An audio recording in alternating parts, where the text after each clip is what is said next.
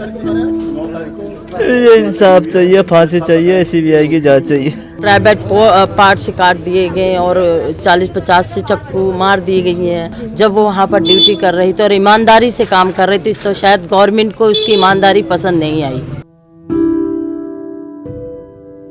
ऐसे जैसे जेल में देते फांसी, ऐसे नहीं, बीच चौड़ाए में फांसी होनी चाहिए। बड़े बड़े अच्छे खासे लोग नेता बैठे हुए घर में, वो नहीं आ रहे, रेलवे निकालने में लगे हुए हैं।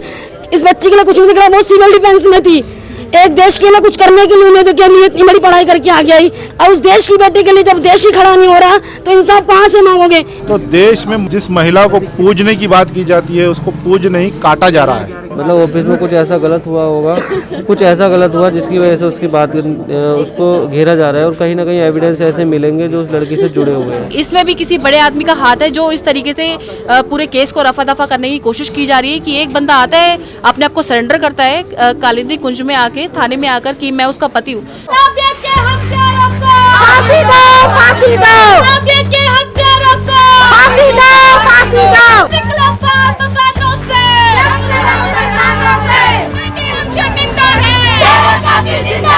नमस्कार, मैं रिया और आप देख रहे हैं झलको दिल्ली। इस वक्त मौजूद है हम लोग संगम विहार में, जहां पर आप एक मामला लगातार देख रहे आ रहे हैं जो सोशल मीडिया पे काफ़ी ज़्यादा वायरल हो रहा है, जिसमें लिखा जा रहा है जस्टिस फॉर साबिया। लेकिन अभी आपकी जानकारी के लिए बता दें कि साबिया को इंसाफ मिलने की बात करें तो पूरा एक हफ्ता लगभग बीत चुका है, लेकिन अभी तक केस में कोई भी कार्रवाई नहीं की गई है। अभी इस वक्त हम उनके परिवार वालों से जुड़ सके हैं, पूरा मामला क्या है वो उनसे ही बातचीत के जरिए आपको आगे बताएंगे। साबिया कब से काम कर रही थी सिविल डिफेंस में? 4 महीने से काम कर रही थी। अच्छा, कभी बातचीत के जरिए आपको ऐसा लगा कि किसी से कोई रुसवाई हो या फिर कोई दुश्मनी? घर को चलाती थी, कहती थी कि मैं भैया को पढ़ा कर बड़ा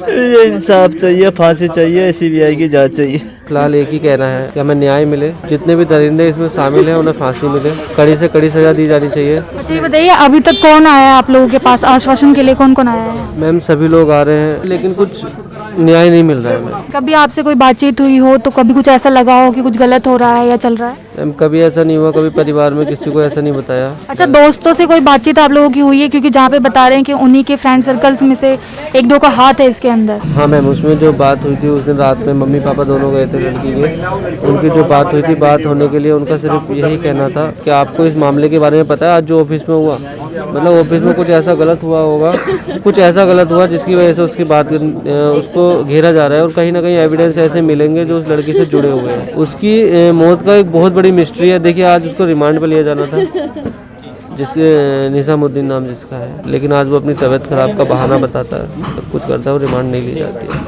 पोस्टमार्टम में क्या हुआ है? अभी रिपोर्ट आई है? मैम अभी पोस्टमार्टम में जो जिस तरह से फेरबदली चल रही है, हमें लगता है कि उसमें भी कुछ ना कुछ बदलाव किए गए होंगे या किए गए हैं, क्योंकि वो पोस्टमार्टम रिपोर्ट अभी एडवोकेट साहब के पास है, जो हमारे इसमें एडवोकेट हैं। मैं सुबह 1 बजे से सूरजकुंड थाने गई थी, क्योंकि परसों SHO साहब ने हम लोगों को कहा था कि हम आपको परसों पूरा रिजल्ट देंगे, मतलब आज के दिन, कि हम उस लड़के को पेश करेंगे, उस लड़के को आपके सामने ला के बताएंगे कि कितनी सख्ती कार्रवाई हम राबिया के केस में कर रहे हैं। मैं सुबह 1 बजे यहाँ से गई हूँ, मेरे पास दीदी का फ़ोन आया था। मैं कहा दीदी आप लोग कितने बजे आ रहे हो? तो उन्होंने बोला कि 3 बजे तक हम लोग पहुँच रहे हैं। 3:15 बजे SHO की गाड़ी थाने के अंदर घुसती है, और उसके बाद इनके पास फोन आता है कि उस लड़के की तबीयत खराब है, उसका ट्रीटमेंट चल रहा है। उस समय उस लड़की की तबीयत खराब नहीं हुई थी, जब उस बच्ची के लिए वो इस तरीके दर्दनाक हरकतें कर रहा था तब उसकी तबीयत खराब नहीं हुई थी। आज उसकी तबीयत खराब हो गई, SHO साहब पल्ला झाड़ रहा है, दिल्ली पुलिस पल्ला झाड़ रही है। इसका मतलब क्या है? हम क्या कर सकते हैं? हम कहाँ सेफ हैं? मैं अपने दोनों बच्चों को ताला लगा कर आई हूँ आज, इसलिए भी डर के मारे मेरे पीछे से मेरे बच्चों को कुछ ना हो जाए। क्या कर सकते हैं हम इस केस के लिए? जब बड़े बड़े पॉलिटिक्स वाले आगे नहीं आ रहे, बड़े बड़े अच्छे खासे लोग नेता बैठे हुए घर में, वो नहीं आ रहे, रेलवे निकालने में लगे हुए हैं, दुनिया भर के स्टेजों पे शो करते फिर रहे हैं। इस बच्ची के लिए कुछ नहीं दिख रहा, वो सिविल डिफेंस में थी, एक देश के लिए कुछ करने के लिए उम्मीद के लिए इतनी बड़ी पढ़ाई करके आगे आई कि आज मैं सिविल डिफेंस में हूँ, कल मैं कुछ और भी अच्छा करूंगी, इस देश के लिए तो करेगी। और उस देश की बेटी के लिए जब देश ही खड़ा नहीं हो रहा तो इंसाफ कहाँ से मांगोगे? मेरी आप लोगों के चैनल के माध्यम से एक ही दरखास्त है, इस केस को सीबीआई को दिया जाए। दिल्ली पुलिस और हरियाणा पुलिस को सीबीआई ही देखेगी। लोगों के लिए, रक्षक के लिए वो काम कर रही थी, आज वही सेफ नहीं है, तो और आम जनता की, आम लड़कियों की, आम बच्चियों के क्या हाल होगा। अच्छा, आपका क्या मानना है कि ये सारा जितना भी कुछ है वो ऑफिस के स्टाफ के जरिए हुआ है या बाहरी कोई हाथ है? जी जी, नहीं, ऑफिस के स्टाफ से, वो बाहरी उसकी क्या दुश्मनी से, बच्ची है 21 साल की बच्ची है, किसी से नजर उठा के भर के नहीं देती, अपनी लिबास में जाना, हिजाब बांध के जाना, स्टाफ में काम करती थी, जो उसका बॉस था वो काम कर रही थी, उसको पुलिस जब 26 तारीख को उठा लिया तो उसके कारण उसको पूछताछ बुलाने के बहाने से उसका मर्डर कर दिया। अच्छा, अपराधी कितने बताए जा रहे हैं? क्योंकि जहाँ पे बताया गैंग रेप तो एक जो सिलेंडर करा है पुलिस तो अभी उसी को ही करा है, बाकी जो स्टाफ है अभी डीएम के ऑफिस से कोई ऐसा अनुबंध नहीं आया इनके पास कि उनको जो बताने के लिए, कुछ ऐसी बातें हैं जो अभी तक खुलासा नहीं हो पा रही हैं और वो इंशाल्लाह बहुत जल्दी खुलासा होंगी। ये एक आदमी के हाथ का नहीं, निजामुद्दीन है उसका अकेले का काम नहीं है, ये पूरी टीम का काम है, पूरे स्टाफ का काम है और इसमें काफी लोगों का हाथ हो सकता है जब अगर केस सुलझाया जाएगा। अच्छा, कंप्लेन जो एफआईआर कराई गई है, अभी एफआईआर हो चुकी है पूरी तरीके से? एफआईआर हमने दिल्ली में भी दी है और एफआईआर वहाँ थाने में तो माँ बाप को इतना वो होश नहीं था कि उन्होंने एफआईआर में सिर्फ 302 का ही मुकदमा दिया और बाकी ना रेप का ना कोई, जो लड़की के साथ में प्राइवेट पार्ट काट दिए गए और 40-50 से चक्कू मार दी गई हैं। मतलब लड़की को मैं ये कहूँगी निर्भया के साथ भी बहुत हुआ था मगर उससे ज्यादा कई ज्यादा यहाँ पर भी बहुत बुरा हुआ, मगर इसका कोई अभी तक आवाज नहीं। और मैं ये कह रही हूँ मीडिया के, जो सोशल मीडिया तो कर ही रही, मगर उन मीडिया जो बैठी इतनी बड़ी इंटरनेशनल पर बैठी, वो खाली उन्हीं के लिए है और गरीब के लिए नहीं है। क्या उनके काने तक जू नहीं रेंग रहे हैं, कुछ हो नहीं रहा है। चाहे राज्य की हो या चाहे सेंट्रल की हो, ये दोनों भी सरकारें फेल है। अभी आप देख लीजिए आसिफा के रेप से लेकर, उन्नाव से लेकर दिल्ली कैंट ले लीजिए, दिल्ली कैंट से लेकर या संगम विहार ले लीजिए, तो देश में जिस महिला को पूजने की बात की जाती है उसको पूज नहीं काटा जा रहा है। जैने जिस तरह से मैंने इस लड़की की तस्वीर देखी है, मैं 3-4 दिन पहले से देख रहा हूँ, तो मुझे समझ में नहीं आ रहा है कि कितने निशाने और कितने टाके हैं। यहाँ पर टाके हैं मैंने देखा है, यहाँ पर टाके हैं, आंखें फुली हुई है। तो ये एक व्यक्ति का काम नहीं हो सकता है। कुछ लोगों ने बहुत सारे लिख कर भी डाला है सोशल मीडिया पर कि लड़की के साथ इस तरह से हुआ है और उसके कुछ पार्ट्स काटे भी गए हैं। तो हम एक व्यक्ति को नहीं, इसके अंदर सीबीआई इंक्वायरी होनी चाहिए। आपका क्या नाम है मैम? मेरा नाम टीना वर्मा है, मैं एक सोशल एक्टिविस्ट हूँ। आप महिलाओं के लिए क्या समझ रही हैं कि इस टाइम पर कितनी सुरक्षित आपको लग रही है? ये तो बहुत ही ज़्यादा शर्मिंदगी की बात है। मैं ये कहूँगी, आप बीते 1 अगस्त को देख लीजिए। 1 अगस्त को गुड़िया केस हुआ, इसके बाद 6 साल की बच्ची त्रिलोकपुरी का केस हुआ, फिर सागरपुर में 9 साल की बच्ची के साथ हुआ, फिर इसके बाद नांगलोई में हुआ, नरेला में हुआ, फिर अपना ककरोला में हुआ, आज यहाँ हुआ। मतलब लगातार इतने अपराध बढ़ते जा रहे हैं। इसका मतलब तो आप समझ रहे हैं कि अपराधियों के कितने हौसले बढ़ रहे हैं। मतलब निर्भया जैसे केस में जब 4 अपराधियों को फांसी के तख्ते पर चढ़ा दिया जाता है, उसके बाद भी उनको डर बिल्कुल नहीं है, निडर है। इट मीन्स किसी बड़े आदमी का हाथ है इन लोगों के ऊपर। और सेम इस केस में मुझे भी ऐसा डाउट है कि इसमें भी किसी बड़े आदमी का हाथ है, जो इस तरीके से पूरे केस को रफा दफा करने की कोशिश की जा रही है कि एक बंदा आता है, अपने आप को सरेंडर करता है कालिंदी कुंज में आके, थाने में आकर कि मैं उसका पति हूँ। अरे अगर आप सही हो तो आप जहाँ पे लड़की की डेड बॉडी मिली है सूरजकुंड थाने में ही, वहाँ पे जाके अपने आप को सरेंडर करते हैं। आपने कालिंदी कुंज से ही क्यों सरेंडर किया? ये सब क्या मिली भगत हो रही है? मतलब मुझे खुद समझ नहीं आ रहा कि पूरा प्लान तरीके से वो केस को घुमाने की कोशिश की जा रही है और लड़कियां बिल्कुल सेफ नहीं है अभी। जैसा कि मैं अभी पीछे के केसेस के बारे में बताऊं तो कुछ दिन तक मामला थोड़ा गर्म होता है, इसका ठंडा होता चला जाता है धीरे धीरे। क्योंकि क्या होता है कि लोग है ना एक नहीं हो पाते। जब तक लोग एक नहीं होंगे ना, सारे के सारा यूथ एक नहीं होगा, सारा समाज एक नहीं होगा, सब लोग एक नहीं होंगे, तब तक इंसाफ की लड़ाई हम नहीं लड़ सकते। क्योंकि सबका एक होना बहुत जरूरी है। सिर्फ ये कि मैं आऊँ, मैं अपनी बात करके चले जाऊँ, कोई दूसरा है वो अपनी बात करके चले जाए, सबके विचार अलग अलग रखे जाएंगे, फिर कुछ नहीं होगा। एक बात होनी चाहिए सिर्फ इंसाफ की। हम लोगों को इंसाफ मिलना चाहिए।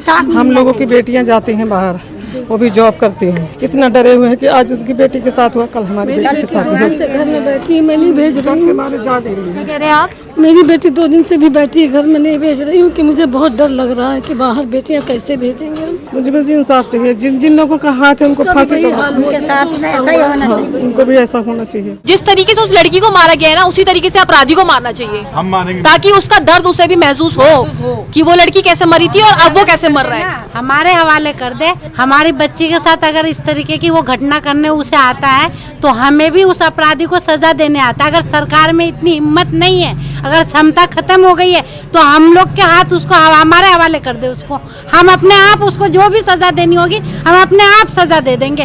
कि एक अपराधी को अगर डर लगेगा तो दूसरा अपराधी कल पैदा नहीं होगा। हर एक दिल्ली में 1 मिनट में 1 सेकंड में अपराधी पैदा हो रहा है और हर माँ के दिल में ये दर्द पैदा हो रहा है कि मेरी बेटी वहाँ नहीं जाएगी, वहाँ नहीं जाएगी। बेटी को अगर घर से बाहर नहीं निकालेंगे तो बेटी कैसे आगे वंश बढ़ाएगी और अपना सम्मान बढ़ाएगी। बेटी दिल में ये लेकर के स्कूल में जाती है कि मम्मी मैं पढ़ने जाऊंगी तो आगे कुछ कर दिखाऊंगी, मैं आपका नाम रोशन करूंगी। आज हमारा नाम रोशन नहीं होता, गला कट जाता है क्योंकि बेटी हमारी के साथ ऐसी दरिंदगी हालात बर्दाश्त नहीं होती है। ऐसा दिल लगता है कि राबिया को नहीं हमें चूड़ी मारा गया। हाथरस वाली घटना को देख के, दिल्ली कैंट वाली घटना देख के दिल सहम जाता है बेटी कि रात के 8-10 बजे भी मैं कदम निकालूं या ना निकालूं, क्योंकि 2 साल की बच्ची सुरक्षित नहीं है, 80 साल की बुजुर्ग सुरक्षित नहीं है, तो मैं सुरक्षित कैसे बचूंगी?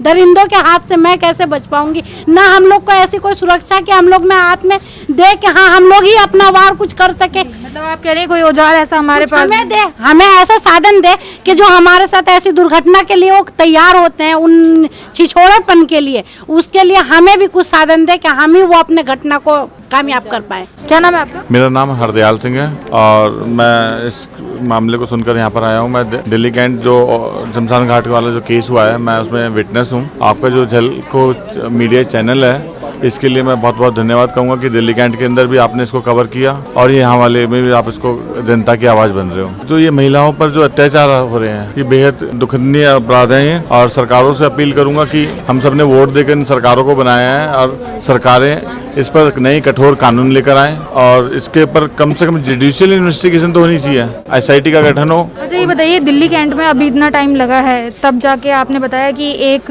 व्यक्ति जिनकी बेल लगाई जा रही है हाल फिलहाल में अभी, तो इस मामले में क्या लग रहा है आपको कितना आगे तक जाएगा? देखो 28 अगस्त को उस दिल्ली कैंट वाले केस में चार्जशीट फाइल होगी है। 7 सितंबर की नेक्स्ट कोर्ट संज्ञान में लेगा इसको मामले को और हमको हमारे न्यायालय पर पूरा विश्वास है कि हमको न्याय मिलेगा, उन चारों दरिंदों को फांसी मिलेगी। और साथ ही इस वाले केस के अंदर भी हमें उम्मीद है कि लड़की के परिवार को न्याय मिलेगा और उनको जो भी दरिंदे वो पकड़े जाएं और उनको फांसी मिलनी चाहिए और कठोर कानून बनकर आने चाहिए। अभी रिसेंटली आपने हाथरस से लेके दिल्ली कैंट का कई घटनाएं अभी रिसेंटली देखी हैं, लेकिन बहुत सी घटनाएं ऐसी हैं जो कि लोगों को पता ही नहीं चलता है। तो ये एक इंडिया के अंदर हजारों साल की मानसिकता है कि जो लेडीज हैं ये एक भोग विलास की वस्तु है। तो ये मानसिकता जब तक चेंज नहीं होगी और ये अब भी अगर कोई लड़का छेड़खानी करता है तो उसको ज्यादा कोई कुछ नहीं कहता है, गलती लड़की की निकालते हैं क्योंकि ऐसी सोच डेवलप की हुई है बचपन से।